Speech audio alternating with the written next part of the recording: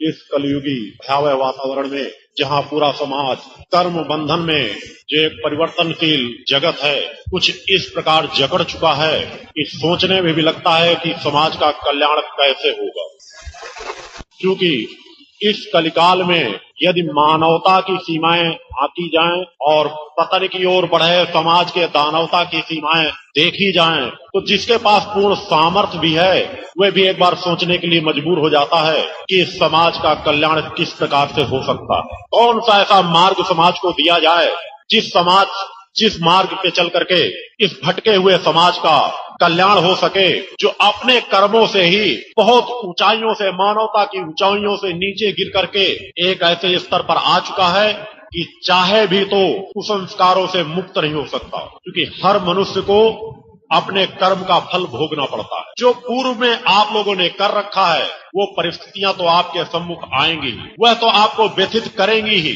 वर्तमान जीवन में यदि माता आदि शक्ति जगजननी जगदम्बा साक्षात आप लोगों को आकर के ज्ञान देना शुरू करे तो भी आप लोग अपनी समस्याओं से मुक्त नहीं हो सकते। क्योंकि प्रकृति का एक सुव्यवस्थित विधान है कि हर मनुष्य को अपने कर्म का फल भोगना ही पड़ता है। अगर कर्म के फल के भोगने में विराम लगा दिया जाए तो यह परिवर्तनशील जगत को परिवर्तनशील नहीं कहा जा सकेगा। क्योंकि प्रकृति का एक ऐसा सुव्यवस्थित विधान है जिस विधान में कहीं पर भी रंच मात्र भी गुंजाइश नहीं होती। मगर उन कुसंस्कारों से मुक्ति के लिए भी प्रकृति सत्ता ने एक मार्ग दे रखा है। केवल एक मार्ग है कि मनुष्य अपने पतन के मार्ग से ऊंचाइयों की ओर बढ़ सकता है। अपने कुसंस्कारों से अगर उसने पूर्व जन्मों में या इस जन्म में कोई भी ऐसा कर्म कर रखा है कि उस कर्म का दुष्कर्म उसे भोगना हो तो उसके मुक्ति का मार्ग भी केवल एक आध्यात्म मार्ग, प्रकृति सत्ता का मार्ग है कि हम संस्कार अर्जित करें, अपने कर्म बल के माध्यम से कुछ ऐसा अर्जन करें जिससे उसका पलड़ा भारी हो और कुसंस्कारों को हम दबा सके। क्योंकि कर्म पर हमारा अधिकार है। कर्म करने के लिए प्रकृति सत्ता ने हमें स्वतंत्र कर रखा है और कर्म का फल कोई छीन नहीं सकता। भले वेदों पुराणों में वर्णित हो कि फल पर हमारा अधिकार नहीं, मगर एक योगी जानता है, एक ऋषि जानता है कि फल पर हमारा पूर्ण अधिकार है। हमारा ऐसा कोई भी कर्म नहीं है जिसका फल हमारे सामने उपस्थित न होता हो, मगर फर्क एक पड़ता है। हो सकता है इस जीवन में आप बहुत बड़े तपस्वी हो, इस जीवन में आप बहुत अधिक पूजा पाठ करते हो, मगर अगर पूर्व जन्म का कोई कुसंस्कार आपका है तो उसका फल भी तो आपको भोगना ही होगा। जिस प्रकार से यदि आप 10,000 रुपए वेतन पाते हैं मासिक, आपके कर्म का फल है कि 10,000 रुपए महीने आपको वेतन मिलता है। वेतन आपको समय पर मिल गया, मगर अगर उसी महीने पहले से आपने 5,000 रुपए कर्ज ले रखा है तो वेतन आने के बाद 5,000 रुपए तो उस कर्ज में निकल जाएगा, शेष आपके पास बचेगा केवल 5,000। वही चक्र इस जगत का चल रहा है। अनेकों भक्त कहते हैं कि गुरुदेव जी इस जीवन में तो हम बहुत अधिक पूजा पाठ करते हैं, बहुत अधिक माँ की आराधना करते हैं, फिर भी समस्याएं हमारा पीछा नहीं छोड़ती। तो यह यात्रा तुम्हारी केवल इस जीवन की नहीं है। आत्मा जो अजर अमर अविनाशी है, अनेकों जन्मों से आप लोग इस यात्रा को तय कर रहे हैं, जी रहे हैं, शरीर त्याग रहे हैं। कभी किसी के पुत्र बनते हैं, कभी किसी के पिता बनते हैं, कभी किसी के भाई बनते हैं, कभी किसी के कोई भी रिश्ते के आप सहयोगी बनते हैं। हर जन्मों में जो आप लोगों ने कर्म कर रखा है, यह यात्रा उसी रूप से आपकी ढलती चली जा रही है। मगर एक पक्ष हर पल आपके पास खुला रहता है कि जो इस जीवन में प्रकृति सत्ता ने आपको सामर्थ्य दे रखी है उसका उपयोग किस प्रकार से किया जाए। मैंने कल चिंतन दिया था कि उपयोगवादी जीवन जियो, उपभोगवादी नहीं। तुम्हारे पास प्रकृति सत्ता ने बहुत कुछ सामर्थ्य दे रखी है, मगर अगर उसका सदुपयोग करने लगो तो यह जो अनंत यात्रा है उस पर बहुत कुछ सुधार किया जा सकता है। आपके गुरु के पास क्या है, किन्हीं जन्मों की उसी प्रकार से यात्रा इस शरीर ने भी जी होगी, इस शरीर ने भी उस यात्रा को तय किया होगा। उसी यात्रा उन्हीं क्रियाओं, उन्हीं कर्म के बल पर तो कहता है कि अगर मैं भंडारा देना शुरू कर दूं तो मेरे भंडारे में अन्नपूर्णा के प्रभाव से, कृपा से कभी अन्न की कमी नहीं पड़ सकती। अगर जंगलों में, रेगिस्तानों पे मुझे बैठाल दिया जाए तो वहां जो कुछ मैं चाहूं वह कर सकता हूं। यह मैं शब्द मैंने पुनः कहा है कि जो नए भक्त हैं वे कई बार मैं शब्द में भ्रमित हो जाते हैं, क्योंकि आप लोगों के चेहरों की रीडिंग करने का ज्ञान मुझे है।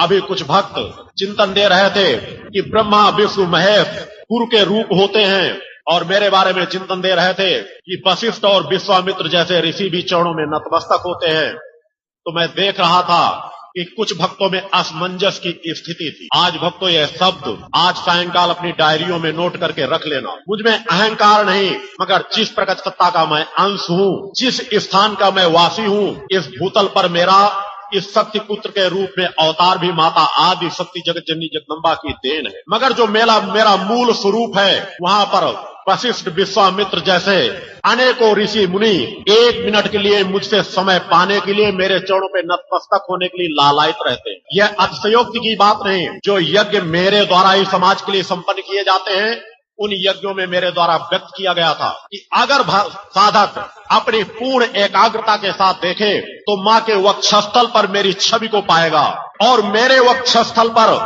माँ की छवि के दर्शन होंगे। और यह अतिशयोक्ति की बात नहीं। यहाँ मंच का जो संचालन रामखिलावन शुक्ला कर रहे हैं, आजूराम जायसवाल इस ताल पे बैठे होंगे। तो भक्त और ऐसे हैं जो इस स्थान पर नहीं आ सके। जब मेरा 7वां महाशक्ति यज्ञ हो रहा था, कुछ क्षणों पर मेरी एकाग्रता अपनी चरम सीमा पर पहुंच चुकी थी और वह पल इन चारों भक्तों के लिए, जिन्होंने स्पष्ट जो कुछ मैंने व्यक्त कर रखा था, उस चीज की झांकी 7वें महाशक्ति यज्ञ में रीवा जिला पर देखा। माँ और पुत्र का रिश्ता क्या होता है, इसकी अनुभूतियां अनेकों भक्तों ने देखी है। आजूराम जायसवाल, जिसको मैंने साधनात्मक बहुत कुछ चिंतन दिया है, पूर्व जन्मों के संस्कार के फलस्वरूप समाज में वो भी गृहस्थ जीवन जी रहा है।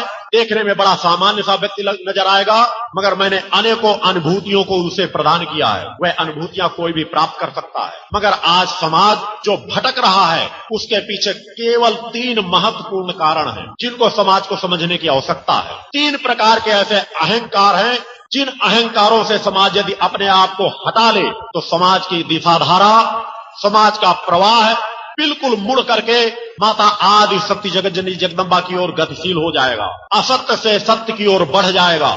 और वह अहंकार है ज्ञान शक्ति, क्रिया शक्ति और अर्थ शक्ति। आज पूरे समाज में केवल 3 प्रकार के अहंकारों को लिए हुए मानव जी रहा है। किसी के पास जरूरत से अधिक ज्ञान शक्ति है, ज्ञान शक्ति है नहीं, मगर ज्ञान शक्ति का जो अहंकार लिए बैठे हैं। क्योंकि जिनके पास वास्तविक ज्ञान होता है, वे अपना सर्वस्व प्रकट सत्ता आदि शक्ति जगत जननी जगदम्बा के चरणों पर समर्पित कर देते हैं और अपने आप को उस सत्ता का एक केवल रजकण मात्र मान करके उनके निर्देशन पर अपने पूरे जीवन को ढालते हैं। मगर आज अनेकों लोग ज्ञान शक्ति का ऐसा अहंकार लिए बैठे हैं कि उस अहंकार के फलस्वरूप यदि वह अहंकार को त्याग कर दें और ज्ञान का उपयोग करने लगे तो प्रकट सत्ता के दर्शन प्राप्त करना कोई दूर की बात नहीं। गुरुदेव भगवान की जय। मुझे इस बात को कहने में अतिशयोक्ति नहीं हो रही कि आज अगर मैं कह दूं कि देश के चारों शंकराचार्य भी किसी भी शक्ति से एकाकार नहीं है, क्योंकि मुझे जहां अपने आप का ज्ञान है, वहां मैं किसी भी व्यक्तित्व के बारे में चिंतन प्राप्त कर सकता हूं कि उसने प्रकट सत्ता से एकाकार किया है या नहीं किया। अब जरा आप सोचो भक्तों, उस धर्म का क्या होगा, उस समाज का क्या होगा जहां पर समाज के मार्गदर्शक को खुद भी मार्ग का ज्ञान न हो। परंपराओं का ज्ञान तो कोई भी करा सकता है। आज हमारे समाज के पतन का कारण यही है कि हमारे चाहे शंकराचार्य हो, चाहे जो कोई धर्माचार्य हो, वो परंपराओं का ज्ञान तो दे रहे हैं, मगर धर्म परंपराओं से बंधा हुआ नहीं। परंपराएं तो हर काल में परिवर्तनशील है, क्योंकि जिस प्रकार से प्रकृति परिवर्तनशील है, उसी तरह से परंपराएं भी परिवर्तनशील है। कभी कोई संप्रदाय बनेंगे, कभी कोई संप्रदाय बनेंगे, मगर धर्म का कोई संप्रदाय नहीं होता, धर्म की कोई जाति नहीं होती। जिस प्रकार सूर्य की कोई जाति नहीं है, सूर्य का कोई संप्रदाय नहीं है, अग्नि की कोई जाति नहीं है, अग्नि की कोई संप्रदाय नहीं है। 5 तत्व तो जो मूलभूत हैं, वो किसी जाति और संप्रदाय में जकड़े हुए नहीं। जब ये जकड़े हुए नहीं है, जो प्रकृति और धर्म की देन है, तो क्या भक्तों जरा विचार करो, धर्म किसी संप्रदाय की धरोहर होगा, धर्म किसी संप्रदाय विशेष में जकड़ा हुआ होगा, इस पर विचार करने की आवश्यकता है। धर्म किसी संप्रदाय विशेष की पपौती नहीं है। धर्म मानवता का वह मूल स्वरूप है जो सभी जाति संप्रदायों में समभाव से व्यवस्थित है, स्थापित है। गुरुदेव भगवान की जय। और उस सच्चे धर्म का ज्ञान केवल एक वही सदगुरु ज्ञान करा सकता है जिसने प्रकट सत्ता का ज्ञान प्राप्त किया हो, जिसके पास तत्व ज्ञान हो कि एक स्थान पर बैठे हुए वह समाज के विभिन्न धर्मों, विभिन्न जातियों, विभिन्न संप्रदायों, विभिन्न प्रकार के मानव के चरित्रों का ज्ञान उसके पास मौजूद हो, केवल एक जन्म का नहीं, जिसके पास हजारों वर्ष पूर्व की स्थितियों का ज्ञान हो और हजारों वर्ष आगे समाज का प्रवाह किस दिशा में ले जाना है, इसका उसे ज्ञान हो। समाज का मार्गदर्शन केवल वही कर सकता है। और आज समाज की यह विडंबना है कि कुछ लोग ज्ञान सत्य के अहंकार पे जकड़े हुए हैं, अपने आप को बहुत बड़ा ज्ञानी मानते हैं, मगर समाज का कल्याण फिर भी नहीं कर पाते। उनसे पूछा जाए कि समाज में आपने कितने लोगों को सुधारा अब तक, कितने लोगों को आपने नशा मुक्त जीवन प्रदान किया, कितने लोगों के घरों में माँ का चिंतन आरती पूजन करने का आपने ज्ञान कराया, इसका ज्ञान वो बता न सकेंगे, क्योंकि उनको ज्ञान देने के समय अहंकार होता है और ज्ञान के बदले जन कल्याण उपयोग का चिंतन नहीं, उपभोग का चिंतन होता है। वे हर पल ज्ञान को तौलते हैं कि मुझे किस जगह पर शिविर करने से कितना धन मिल जाएगा, किस क्षेत्र के लोगों को, किन धनाढ़ लोगों को मैं अपना शिष्य बना लूं कि जिससे मुझे धन मिल जाएगा। यह उपभोगवादी जीवन है कि ज्ञान प्राप्त करके भी वह लोग उपभोगवादी जीवन छोड़ नहीं पाते, जबकि उस ज्ञान का उपयोग करने लगे तो समाज का भी कल्याण होगा और उनका स्वतः आत्म कल्याण होगा। क्योंकि अगर कोई ज्ञानी का चिंतन धन पे घूम गया, जिसपे वह स्वतः समाज को कहता है नाशवान है, यह जगत नाशवान है, आत्मा ही आपकी अपनी सगी है, और उसी का चिंतन धन अर्जन में चला जाएगा, तो जरा भक्तों समझो कि वह क्या समाज का कल्याण कर पाए। यह उन ज्ञानियों की कमी है और इसी वजह से है कि आज समाज में अनेकों धर्माचार्य मौजूद होने के बाद भी समाज को चिंतन दे पाने में असमर्थ नजर आते हैं, समाज के प्रवाह की दिशाधारा को मोड़ पाने में असमर्थ नजर आते हैं। और उसके बाद आता है क्रिया शक्ति। कुछ लोग क्रिया शक्ति का अहंकार लिए बैठे हैं, जिनके पास कर्म क्षमता है, जो प्रकृति की ही देन है, उनके कर्मों से ही क्षमता प्रदान हुई है। उस क्रिया शक्ति के बल पर, कर्म के बल पर जो सोचते हमारे पास इतनी सामर्थ्य है, शारीरिक सामर्थ्य है, मानसिक सामर्थ्य है, क्षमता है कि हम कर्म करके कोई भी कार्य करते चले जा सकते हैं, कर्म करके हम राज सत्ता पर बेईमानी और सब कुछ रास्ते सब कुछ तय करके हम प्रधानमंत्री बन सकते हैं, मुख्यमंत्री बन सकते हैं, मिनिस्टर बन सकते हैं, किसी विभाग के मंत्री बन सकते हैं। अपने आप को कहते हैं पूजा पाठ करने की क्या जरूरत है। ऐसे बहुत से लोग समाज में मिलते हैं कि हमारा जीवन तो केवल कर्म बंधन से अगर जकड़ा हुआ तो हमको केवल कर्म करना है, और वह भी केवल भौतिक जगत सामर्थ्य का वह उपयोग केवल भौतिक जगत में लगाते हैं। अनेक लोग कहते हैं कि हम अपनी नौकरी करते हैं, पैसा करते हैं, हमको पूजा पाठ करने से क्या मतलब, हम तो कर्म कर ही रहे हैं। अनेकों जगह में उन राजनीतिज्ञों ने पोस्टरों पर लिखा करके रख दिया कर्म ही पूजा है, और समाज भटक गया इसी लाइन में, कहने लगा जब कर्म ही पूजा है तो हमें पूजा पाठ करने की आवश्यकता क्या। केवल वह कर्म ही आपकी पूजा नहीं है, और अगर वह कर्म ही जो भौतिक जगत का आप कर रहे हैं वही आपकी पूजा है, तो जरा भक्तों विचार करो, जो आत्मा आपके शरीर पर बैठी है, जिसके साथ शरीर से निकलते ही यह स्थूल शरीर नष्ट हो जाता है, गलने लगता है, सड़ने लगता है, क्या उसके प्रति कर्म करना आपका कोई कर्तव्य नहीं बनता? क्या उस कर्म की तरफ आपकी निगाहें नहीं होगी जो प्रकृति सत्ता ने आपके कर्म के फलस्वरूप श्री जीवन में सामर्थ्य दी है? उस कर्म करने की सामर्थ्य दी है तो उसको अध्यात्म क्षेत्र में भी लगाएं। सोचे कि हमारे अंदर बैठी हुई आत्मा किस प्रकार के कर्मों से संतुष्ट होगी, किस प्रकार के कर्मों से तृप्ति होगी। क्या यह आपका कर्म नहीं बनता?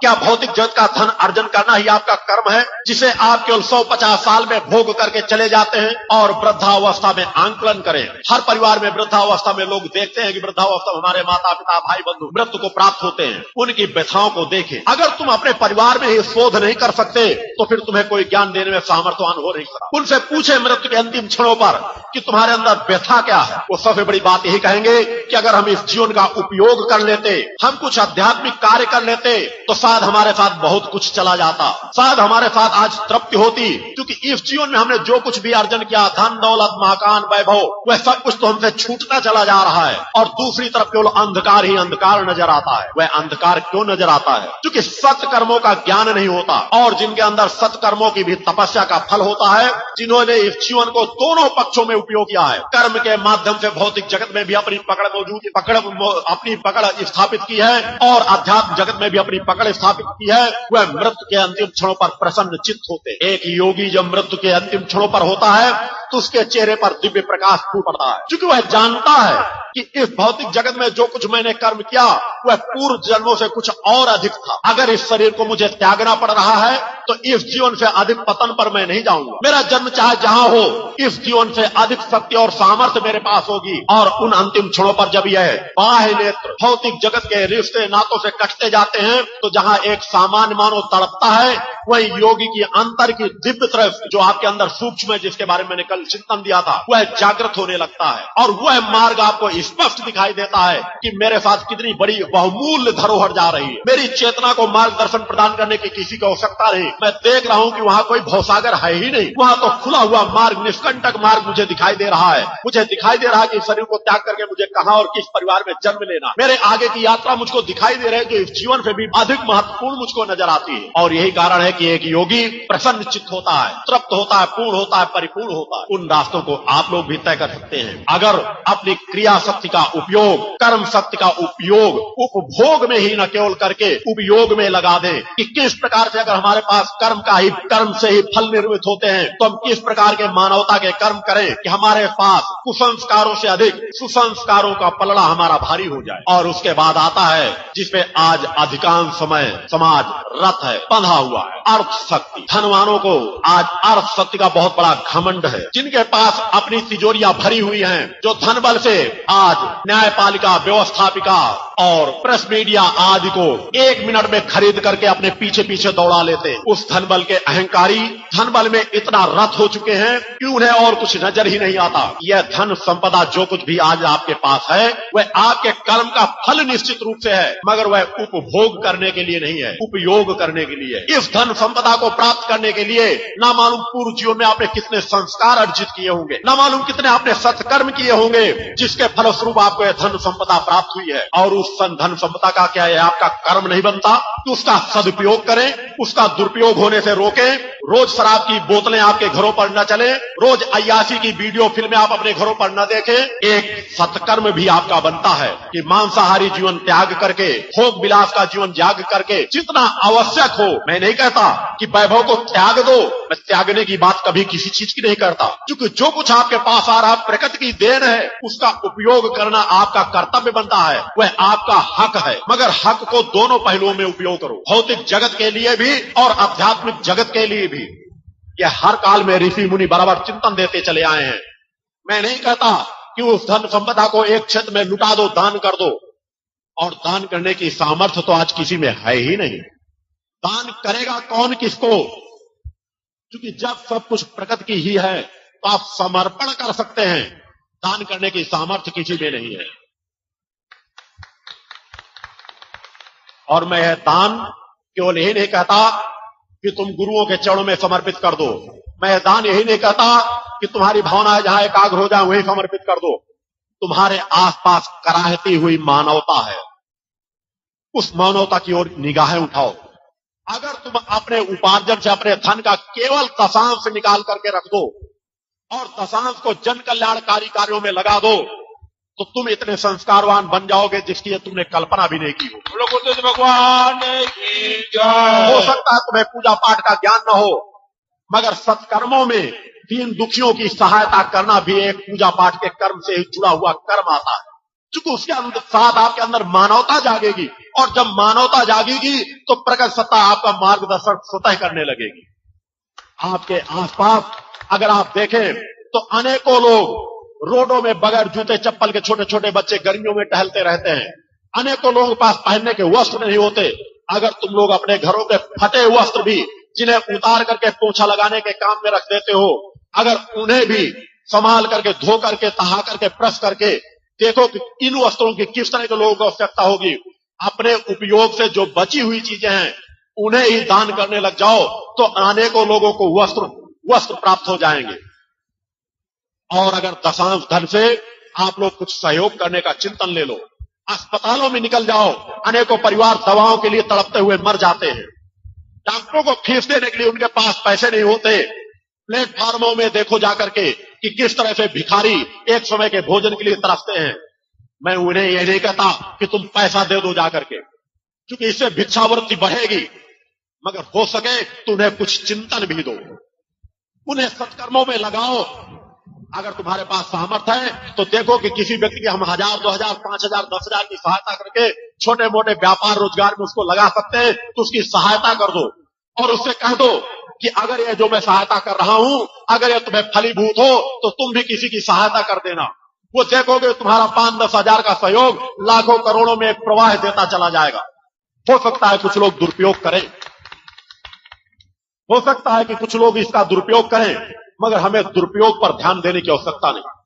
हमें देखना है कि हमारे उससे अगर 10 लोगों की हमने मदद की और 10 लोगों में 9 लोगों ने दुरुपयोग किया और एक व्यक्ति ने भी सदुपयोग किया, तो एक व्यक्ति का प्रवाह भी दुनिया की कोई ताकत रोक नहीं पाएगी। आप भूखों को भोजन तो करा सकते हैं, कोई जरूरत नहीं उन्हें 100 रुपए की दक्षिणा में दे दे। कोई कहते हमें तीर्थ यात्रा में जाना, उसके पैसे देने की जरूरत नहीं। अगर आपको नजर आए कोई भूखा आपके आसपास है तो उसे आप भोजन तो करा सकते हैं। सप्ताह महीने में एक आध दिन कुछ भोजन अपने साथ पैकेट में डाल करके, झोले में डाल करके प्लेटफार्म और रेलवे स्टेशनों में जाकर के घूम आए और जिसको नजर आए वह पैकेट उठा करके उसको दे दे। आप देखें, इससे आपको एक आत्म शांति मिलेगी, एक तृप्ति मिलेगी जो आपको भोगवादी जीवन से नहीं मिलेगी। जन कल्याणकारी कार्यों में उसका उपयोग करें। धन संपदा आपके कर्मों के फलस्वरूप प्राप्त हुई है, मैं इस बात से इनकार नहीं करता। पूर्व जन्मों के कर्मों के फलस्वरूप प्राप्त हुई है, मगर उसका कभी भी अहंकार में दुरुपयोग मत करो। संचय उतना करो जितना तुम्हें और तुम्हारे परिवार के लिए नितांत आवश्यक है। उससे अधिक संचय तुम्हारे परिवार को भी गुमराह करेगा।